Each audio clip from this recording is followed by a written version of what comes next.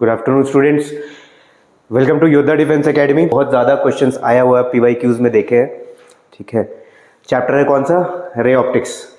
Ray optics में basically जो हम लोग 9-10 से पढ़ते आ रहे हैं वही वापस से रिवाइज करेंगे और उसी को देख करके फिर आगे क्वेश्चन स्टार्ट करेंगे। ठीक है, तो उम्मीद करते हैं रे ऑप्टिक्स पढ़ा हुआ होगा, थोड़ा बहुत आइडिया होगा। ठीक है, तो रे ऑप्टिक्स में हम लोग को पढ़ना है रिफ्लेक्शन, रिफ्रैक्शन ऑफ लाइट। तो रिफ्लेक्शन ऑफ लाइट किसको बोलते हैं? रे ऑफ लाइट, ठीक है, किसी सरफेस पे टकरा करके, ठीक है, वापस हमारे आईज तक पहुंचे, हम उसको देख सके, तो उसको, उस फेनोमेना को हम लोग रिफ्लेक्शन बोलते हैं। ठीक है, रिफ्लेक्शन दो टाइप का पढ़ना है, एक रेगुलर रिफ्लेक्शन, एक इरेगुलर। ठीक है, रेगुलर रिफ्लेक्शन में कुछ ज़्यादा नहीं, इक्वल एंगल्स पे इंसिडेंट होता है और रिफ्लेक्ट बैक होता है। ठीक है, तो रिफ्लेक्शन में कुछ कुछ टर्म्स यूज होता है, वो टर्म्स अब उम्मीद है कि आता होगा, लेकिन एक बार फिर से रिवाइज कर लेते हैं। क्या है? Incident ray. इंसिडेंट रे किसको बोलेंगे? इंसिडेंट रे किसको बोलेंगे? जो रे ऑफ लाइट किसी सोर्स से आके किसी मिरर पे टकराए। ठीक है, वो मिरर डिफरेंट टाइप्स का होगा, हम लोग पढ़ेंगे। तो जैसे यहां पर कौन सा हो गया? OA जो है वो इंसिडेंट रे हो गया। ठीक है, उसके बाद फिर रिफ्लेक्टेड रे। रिफ्लेक्टेड रे किसको बोलेंगे? जो टकराने के बाद सरफेस से जो वापस उसी मीडियम में निकल जाए, उसको रिफ्लेक्टेड रे। जैसे यहां पर OA क्या हो जाएगा? OA जो होगा वो इंसिडेंट रे हो जाएगा। और रिफ्लेक्टेड रे कौन सा? AB। सरफेस यहाँ है, पॉइंट ऑफ इंटरफेस ये है, तो AB जो हो जाएगा वो क्या हो जाएगा? Reflected ray. ठीक है, रिफ्लेक्टेड रे। अब अगला है नॉर्मल। नॉर्मल क्या? सिंपल, जो सरफेस है उस पर एक परपेंडिकुलर लाइन ड्रॉ कर देंगे, एक परपेंडिकुलर लाइन उस सरफेस पे ड्रॉ कर देंगे, वो मेरा नॉर्मल। तो इस केस में नॉर्मल कौन सा हो जाएगा? AN हमारा नॉर्मल हो गया। अब एंगल ऑफ इंसिडेंस क्या होगा? एंगल ऑफ इंसिडेंस होगा इंसिडेंट रे और नॉर्मल के बीच जो एंगल बनेगा। इंसिडेंट रे ये हो गया और नॉर्मल ये हो गया, इसके बीच जो एंगल बना ये वाला, उसको हम लोग क्या बोले? Angle of incidence. और रिफ्लेक्टेड रे और नॉर्मल के बीच जो बनेगा वो एंगल ऑफ रिफ्लेक्शन। इतना दूर में कोई दिक्कत नहीं टर्मिनोलॉजीज में। एंगल ऑफ डेविएशन जब आएगा तब हम लोग देखेंगे कितना से वो डिविएट करेगा। ठीक है, एंगल ऑफ डेविएशन अगर बेसिक में समझना है तो देख लो, अगर ये रिफ्लेक्ट नहीं करता तो इसका पाथ कौन सा होता? ये वाला होता। अगर ये सरफेस से रिफ्लेक्ट नहीं होता ये होता, लेकिन यहां से रिफ्लेक्ट बैक करके इधर इस मीडियम में चल गया, तो ये वाला एंगल जो बना, जो उसका एक्चुअल पाथ था और जहां वो गया, ठीक है, उस दोनों के बीच का एंगल को एंगल ऑफ डेविएशन बोलेंगे। इतना दूर में कोई दिक्कत नहीं। ठीक है, आगे बढ़ते हैं। अब लॉज ऑफ रिफ्लेक्शन क्या क्या है? दो लॉ था, 9th में पढ़ के आए थे। पहला क्या था? जो एंगल ऑफ इंसिडेंस होगा वो एंगल ऑफ रिफ्लेक्शन के इक्वल होगा। Angle of incidence is equal to angle of reflection, कोई दिक्कत नहीं। और दूसरा law, incident ray, reflected ray and normal lies in same plane. तीनों रे कौन कौन सा? इंसिडेंट रे, रिफ्लेक्टेड रे और नॉर्मल, वो तीनों एक ही प्लेन में लाई करेगा। ये रहा मेरा इंसिडेंट रे, ये रहा रिफ्लेक्टेड रे और ये नॉर्मल, ये तीनों एक ही प्लेन में है। यहां पर बोर्ड के ही प्लेन में है तीनों रे, तो दूसरा लॉ ये सेटिस्फाई कर दिया कि तीनों रेज जो है वो एक ही प्लेन में होना चाहिए। यही दो लॉ ऑफ रिफ्लेक्शन था। आसान है, कोई दिक्कत नहीं। आगे बढ़े। अब सबसे इंपॉर्टेंट यहां से क्वेश्चन पूछा हुआ है, प्लेन मिरर। प्लेन मिरर के बारे में क्वेश्चन पूछा हुआ है, तो प्लेन मिरर थोड़ा ध्यान से। प्लेन मिरर का प्रॉपर्टी सबसे इंपॉर्टेंट की इमेज जो है वो कैसा बनेगा? जो ऑब्जेक्ट का साइज होगा वही इमेज का साइज होगा। मतलब size of image equal to size of object, कोई दिक्कत नहीं। ये इंपॉर्टेंट प्रॉपर्टी है, डायरेक्ट पूछा है। Size of image equal to size of object. अगला एक और important, image is far behind the mirror as the object in front of it. मतलब मान लो ये प्लेन मिरर हो गया। ठीक है, मान लिए कि ये प्लेन मिरर कॉलेज है, तो इसमें बोला कि जितना दूरी पे ऑब्जेक्ट रखेंगे मिरर के सामने, इमेज कहां बनेगा? उतना ही डिस्टेंस मिरर के पीछे। ठीक है, इमेज का जो डिस्टेंस होगा वो मिरर के पीछे उतना ही होगा जितना ऑब्जेक्ट का डिस्टेंस था इमेज के मिरर के आगे। कोई दिक्कत नहीं। और एक पॉइंट है कि इमेज जो बनेगा वो प्लेन मिरर के वजह से जो इमेज बनेगा वो लैटरली इन्वर्टेड। ठीक है, वो लैटरली इन्वर्टेड बनेगा। लैटरली इन्वर्टेड मतलब राइट अपीयर्स लेफ्ट और लेफ्ट अपीयर्स राइट, पता है प्लेन मिरर हम लोग देखे हुए, राइट वाला अगर मिरर में रखेंगे तो लेफ्ट हैंड दिखेगा, लेफ्ट रखेंगे तो राइट दिखेगा, वो हो गया लैटरली इन्वर्टेड। और एक और पॉइंट की प्लेन मिरर का मैग्निफिकेशन, प्लेन मिरर का मैग्निफिकेशन जो होगा वो हमेशा 1 होगा, प्लेन मिरर का मैग्निफिकेशन 1 होगा। और प्लेन मिरर का फोकल लेंथ, प्लेन मिरर का फोकल लेंथ ये इन्फिनिटी होगा, इन्फिनाइट फोकल लेंथ होता है। ये 3 पॉइंट में कोई दिक्कत नहीं, ठीक है। इमेज कैसा, लैटरली इन्वर्टेड, मैग्निफिकेशन कितना 1 और फोकल लेंथ कितना इन्फिनिटी। और इसके अलावा 2 पॉइंट हम लोग देख चुके थे कि इमेज जो है वो, इमेज का साइज जो है वो ऑब्जेक्ट के साइज के इक्वल होगा, और जितना आगे होगा डिस्टेंस ऑब्जेक्ट का मिरर से, इमेज का भी डिस्टेंस उतना ही होगा, लेकिन किधर, पीछे। कैसा इमेज बनेगा, वर्चुअल इमेज बनेगा, ठीक है, वर्चुअल इमेज बनेगा, कोई दिक्कत नहीं, वर्चुअल इमेज बनेगा। अब आ जाए स्फेरिकल मिरर। प्लेन मिरर का प्रॉपर्टी समझ आ गया, प्लेन मिरर का प्रॉपर्टी एक बार फिर से रिवाइज करते, बता क्या क्या था। प्लेन मिरर प्रॉपर्टी से पहला है सेम साइज, और सेम साइज जो इमेज का वही ऑब्जेक्ट का होगा, जो ऑब्जेक्ट का साइज है वही इमेज का साइज होगा, पहला प्रॉपर्टी। सेकंड आपको ऑब्जेक्ट डिस्टेंस और इमेज डिस्टेंस सेम हो जाएगा, ऑब्जेक्ट डिस्टेंस और इमेज डिस्टेंस सेम हो जाएगा। कंडीशन क्या है, ऑब्जेक्ट डिस्टेंस मिरर के आगे होगा, इमेज डिस्टेंस मिरर के पीछे होगा, ठीक है।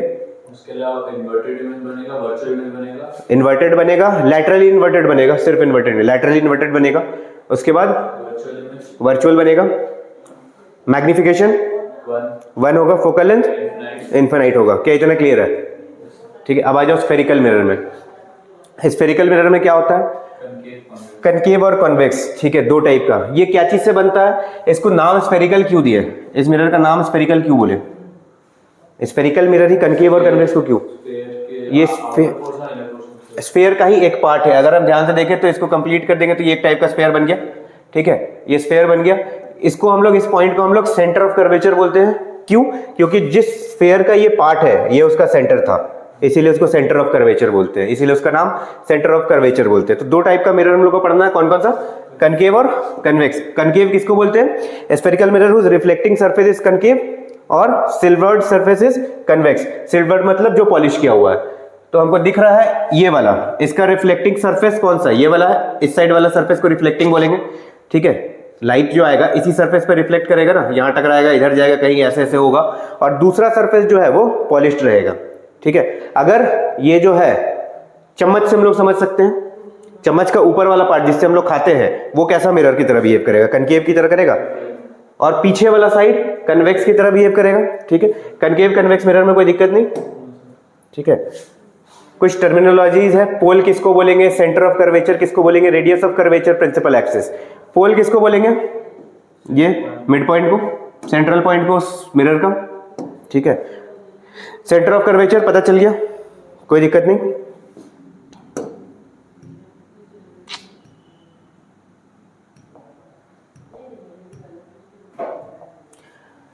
सेंटर ऑफ कर्वेचर सी को, फोकल लेंथ किसको बोलेंगे, या फोकस किसको बोलेंगे, कर्वेचर और प्रिंसिपल एक्सिस के बीच वाला पॉइंट को, ठीक है। ये जो होता है वो r/2 होता है। और रेडियस ऑफ कर्वेचर किसको, पोल से लेकर के सेंटर ऑफ कर्वेचर के डिस्टेंस को रेडियस ऑफ कर्वेचर बोलेंगे। फोकल लेंथ किसको बोलेंगे, पोल और फोकस के बीच का डिस्टेंस को, ठीक है। और हमको एक रिलेशन पता है कि फोकल लेंथ जो होगा वो रेडियस ऑफ कर्वेचर का हाफ होगा, F = r/2। ये रिलेशन भी पढ़ा हुआ है, कोई दिक्कत नहीं।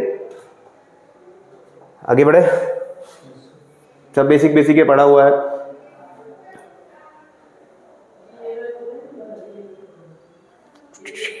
ये भी पढ़ा हुआ फोकल लेंथ, ठीक है। साइन कन्वेंशन, अब जो इंपॉर्टेंट है, जिससे क्वेश्चन बनाने में बहुत ज्यादा दिक्कत होता है, साइन कन्वेंशन कैसे लेंगे। पहला पॉइंट कि सारा डिस्टेंस जो होगा वो पोल से मेजर होगा। जितना भी डिस्टेंस हम लोग मेजर करेंगे, इमेज डिस्टेंस हो, ऑब्जेक्ट डिस्टेंस हो, जो भी हो, कहां से मेजर करेंगे, इस वाले पॉइंट से, पोल से, ठीक है। सारा डिस्टेंस पोल से मेजर होगा। अब अगर रेज जो है, अगर जिस डायरेक्शन में रे आ रहा है, हम लोग का मेजरमेंट उसी डायरेक्शन में हो रहा है, तो हम लोग क्या लेंगे, पॉजिटिव वैल्यूज जो भी लेंगे पॉजिटिव लेंगे, ठीक है। अगर ऑपोजिट डायरेक्शन में, इंसिडेंट रे को ध्यान देना है, इंसिडेंट रे का डायरेक्शन, ठीक है।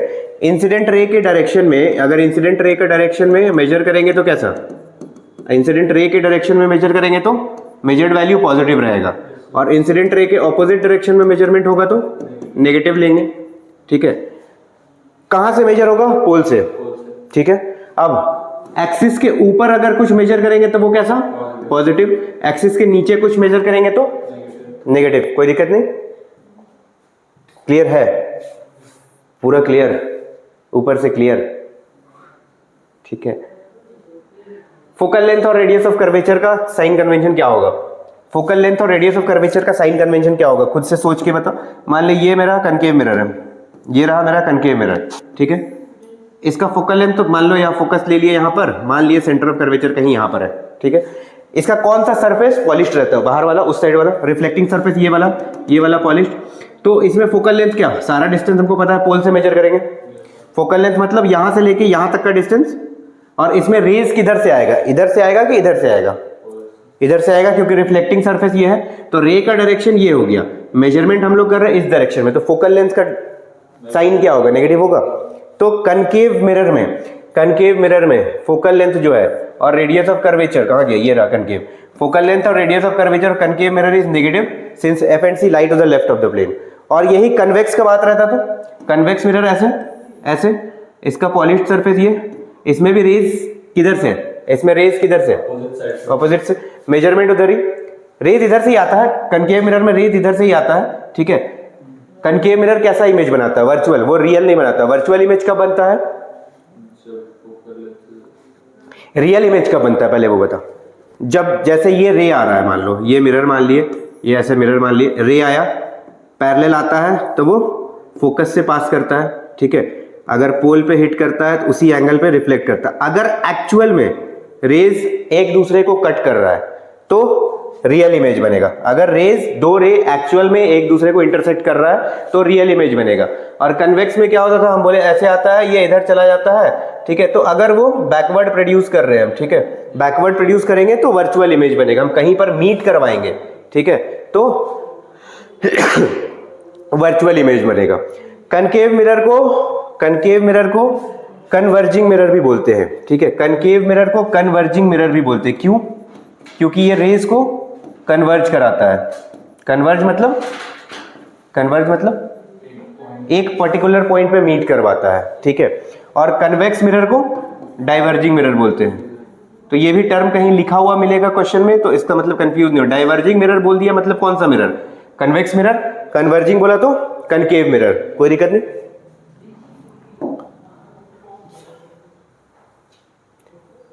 यहां पर वही चीज दिखाया हुआ है, reflection from a concave mirror. Relation ये हम लोग ऑलरेडी पढ़े, F = R/2।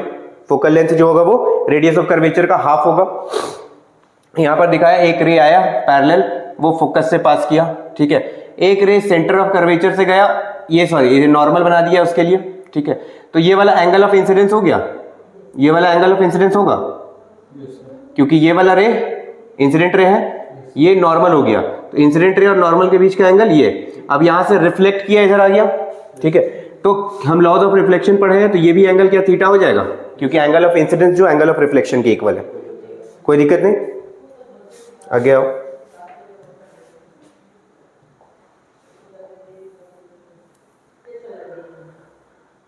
ये उसी का डेरिवेशन है। अब आ जाओ मिरर फॉर्मूला।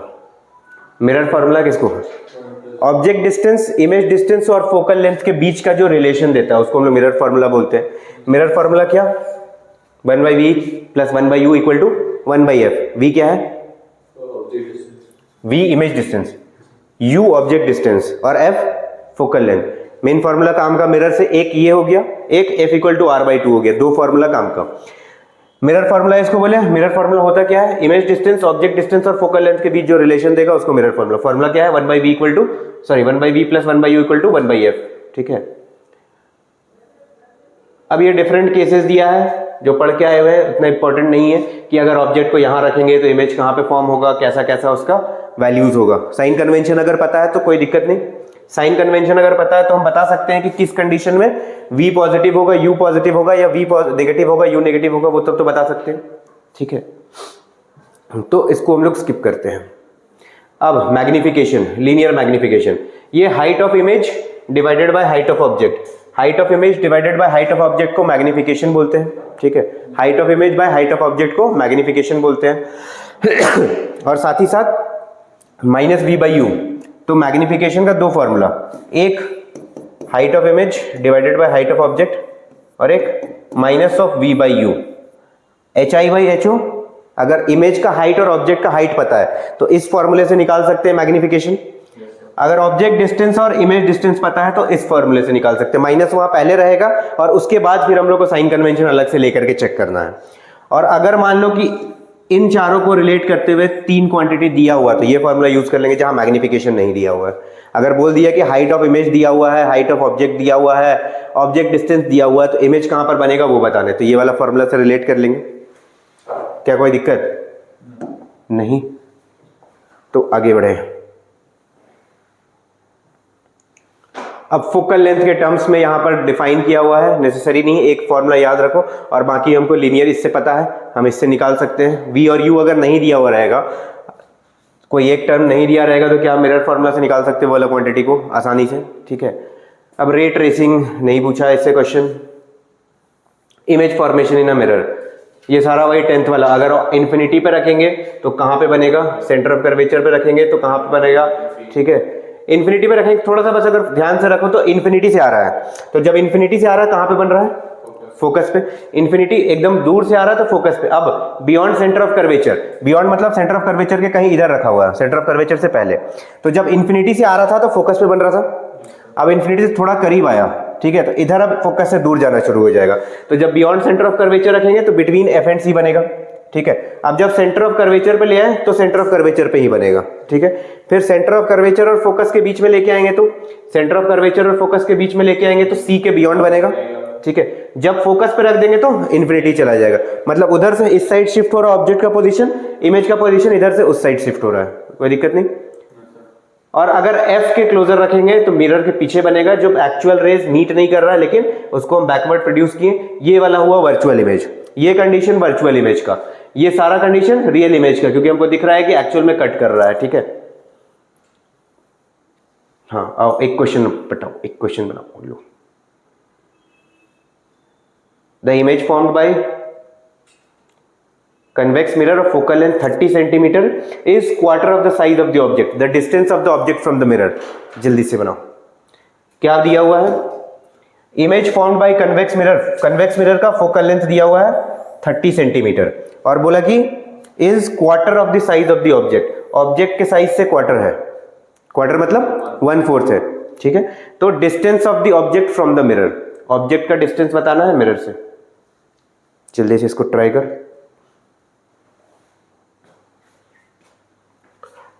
फोकल लेंथ दिया हुआ है 30, 90 है, ऑप्शन बी दिया होगा। फोकल लेंथ 30, अच्छा हाँ, फोकल लेंथ 30 है और इमेज के साइज के बीच में रिलेशन दिया हुआ है, तो डिस्टेंस ऑफ इमेज पूछा है।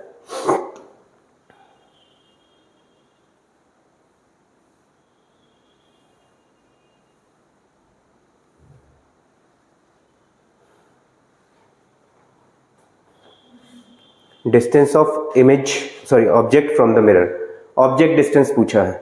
यहाँ वो फोकल लेंथ वाले फॉर्मूला से बनाया है, हम लोग उसको नहीं कंसीडर किए, तो हम लोग अपने से जो जनरल फॉर्मूला पता है उससे बनाएंगे, ठीक है, जो जनरल फॉर्मूला उससे बनाएंगे।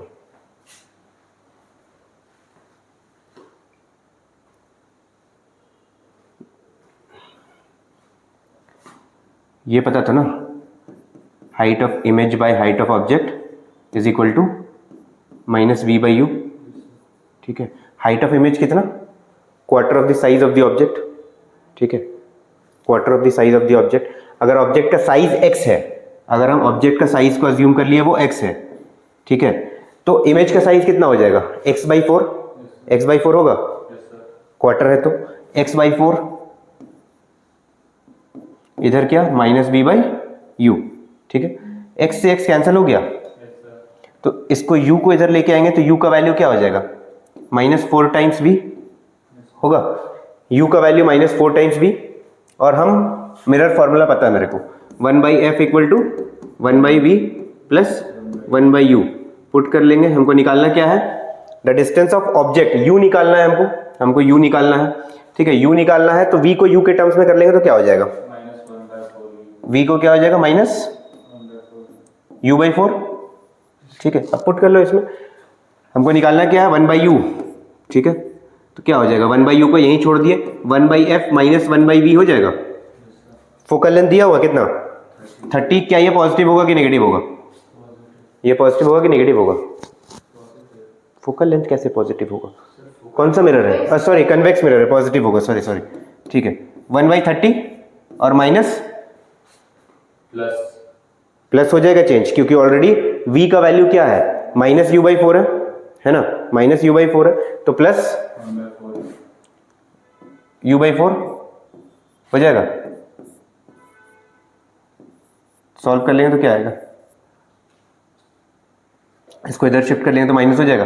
1/u minus u/4 equal to 1/30, LCM ले लेंगे तो 4u, 4 माइनस एलसीएम 4u ही आएगा ना, 4u, यहाँ क्या आ जाएगा, u², ये कॉम्प्लिकेट हो रहा है क्या, इक्वल टू 1/30, कुछ गड़बड़ हो रहा है क्या? कहाँ पर ये v का वैल्यू था, u के टर्म्स में ले आए, ठीक है। अब इसको इस साइड शिफ्ट कर दिए, u वाले टर्म में, u वाले टर्म में शिफ्ट कर दिए।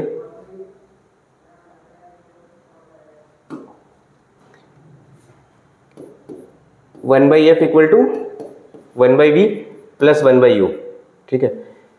तो 1 कितना फोकल है 30, v कितना निकाले थे हम लोग, v को u के टर्म्स में, v को u के टर्म्स में कितना निकाले थे, v equal to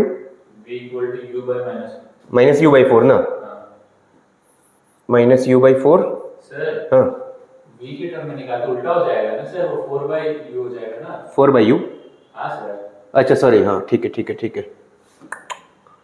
1/30 equal to -4/u, ये v हो गया, और प्लस 1/u, ठीक है। अब सॉल्व कर ले, कितना आ जा रहा है, 1/30 इक्वल टू -3/u, u इधर भेज दिए, 30 × 3 -90 आया। अब हमको पता है कि ऑब्जेक्ट डिस्टेंस तो हमेशा नेगेटिव होगा, ऑब्जेक्ट डिस्टेंस हमेशा नेगेटिव ही आएगा, तो मेरा आंसर क्या हो गया, 90 सेंटीमीटर। कोई दिक्कत, समझ आया, आ गया ना। अगला देख क्या है, हाँ ये तो हो गया। An object is placed 40 centimetre from a concave mirror, the image formed is, कैसा, फोकल लेंथ दिया हुआ 20 सेंटीमीटर, ऑब्जेक्ट का डिस्टेंस दिया हुआ है, तो इमेज का नेचर कैसा होगा, इमेज का नेचर कैसा होगा, कौन सा मिरर है, concave mirror, placed at 40, focal length 20, real inverted तो होगा, वो तो पता है, क्योंकि उसको अब हम फोकस के उधर ही रखे हैं, तो रियल इन्वर्टेड बनता था, ठीक है। अब स्मॉल होगा कि सेम साइज होगा कि क्या होगा, कैसे नहीं हो सकता, अगर तुम ध्यान से देखो फोकल लेंथ कितना है, 20 है, फोकल लेंथ 20 है, फोकल लेंथ अगर फोकल लेंथ 20 है तो रेडियस कितना होगा, 40 हो जाएगा। तो ऑब्जेक्ट कहाँ रखा हुआ है, क्या सेंटर ऑफ कर्वेचर पे ही रखा हुआ है, और जब सेंटर ऑफ कर्वेचर पे रहता था तो सेम साइज का बनता था, तो सेम साइज का, कोई दिक्कत नहीं ना, आसान था। तो ये बना एक आसान सा, रुक जा कौन सा बना,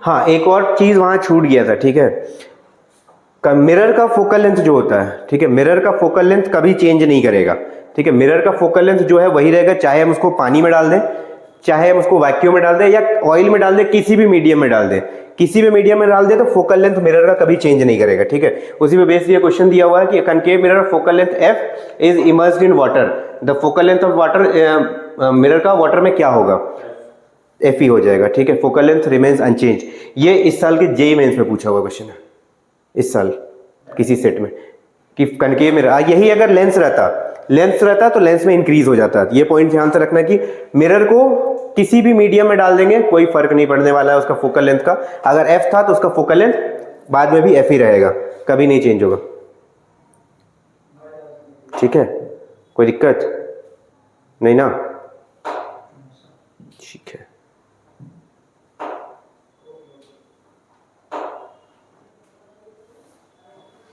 प्लेन प्लेन प्लेन, ठीक है। आ जाओ रिफ्रैक्शन पे, रिफ्लेक्शन में कोई दिक्कत नहीं, रिफ्लेक्शन का एक दो क्वेश्चन और कर लेंगे। Refraction at a plane surface, refraction क्या होता है, रिफ्रैक्शन होता क्या है ये बता। Diversion of डेविएशन बोल सकते हैं। light travels from one medium to another. The deviation of light. एक मीडियम से दूसरे मीडियम में अगर रे ऑफ लाइट जाएगा तो उस अपना पाथ से डिविएट कर जाएगा, जो उसका एक्चुअल पाथ है उस पे नहीं चलेगा। ये होता क्यों है, ये होता क्यों है, रिफ्रैक्शन होता क्यों है? ये क्वेश्चन तुम्हारे पीवाईक्यूज में पूछा हुआ था, रिफ्रैक्शन किस वजह से होता है। ये तो चलो हम लोग समझ गए कि अगर एक रे ऑफ लाइट एक मीडियम से दूसरे मीडियम में जा रहा है तो वो अपने आप को बेंड कर लेगा, चाहे टुवर्ड्स द नॉर्मल या अवे फ्रॉम द नॉर्मल, दो कंडीशन। लेकिन ये क्यों बेंड करता है, किस फेनोमेना के वजह से, किस लिए? तो change in speed of light, याद रखना रिफ्रैक्शन जो होता है वो due to change in speed of light in different medium, change in speed of light, इसी के वजह से स्पीड ऑफ लाइट चेंज होता है, change in speed of light in different medium, अलग अलग मीडियम में स्पीड ऑफ लाइट अलग अलग होता है। स्पीड ऑफ लाइट वैक्यूम में कितना होता है, स्पीड ऑफ लाइट वैक्यूम में कितना होता है वैल्यू, स्पीड ऑफ लाइट का वैल्यू, हाँ वो वैक्यूम का ही है, वो वैक्यूम के लिए मेंशन है 3 × 10⁸ मीटर पर सेकंड, ठीक है, ये वैक्यूम के लिए speed of light in air vacuum, ठीक है। तो अगर स्पीड ऑफ लाइट का वैल्यू चेंज हो रहा है उसी वजह से ये रिफ्रैक्शन का फेनोमेना हो रहा है। अब दो मीडियम हम लोग पढ़ते आए हैं, एक मीडियम रेयरर, एक मीडियम डेंसर, ठीक है। तो अगर रेयरर से डेंसर में जाता है रे ऑफ लाइट तो बेंड करेगा, किधर बेंड करेगा, नॉर्मल की तरफ, ठीक है।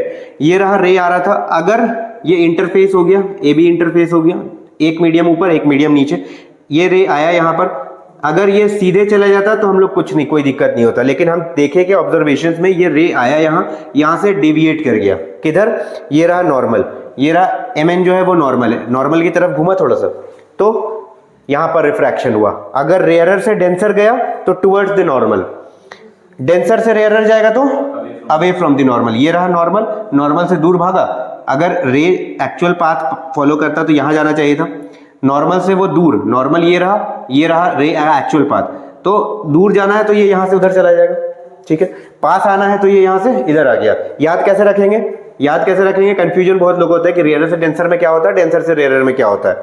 याद रखने का तरीका, रेयरर से डेंसर, पहले कौन सा टर्म है, आर, तो आर के करीब कौन आएगा, टुवर्ड्स या अवे, टी आएगा आर के पास कि ए आएगा, टी आएगा आर के पास, अल्फाबेटिकल ऑर्डर में टी आएगा पहले।